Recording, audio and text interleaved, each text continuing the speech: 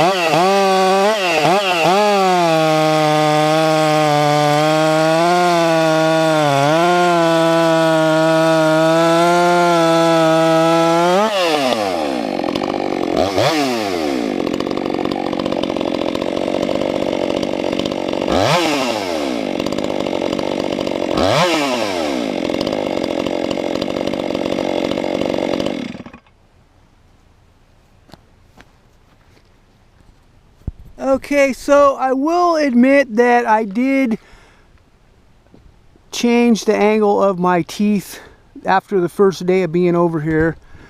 My coasty grinds don't work good for this intermediate. We were kind of up on the slopes of Mount Hood technically. Thereabouts anyway. And that wood is actually really hard on this stump, mostly because of the growing season. And I cut out on the third cookie, and I was kind of seeing how the chain would want to walk in that situation where part of the chain is out of the cut technically, and it didn't really even waver. So that setup is working super awesome for this wood. I guess that's the point. God was smiling on me there, and I was able to get it dialed in pretty good. I tweaked it again last night. This is the second rendition, but it was a slight tweak, and it's cutting a little bit better than they were yesterday, actually. So anyway, I think the saw does pretty good with that combination. Doesn't seem to bog down much. Plenty of chain speed, obviously, if we've geared it up with an 8-pin sprocket, 8 Tooth Sprocket. Anyway, thanks for watching this session. Have a blessed day wherever you might be on God's green earth.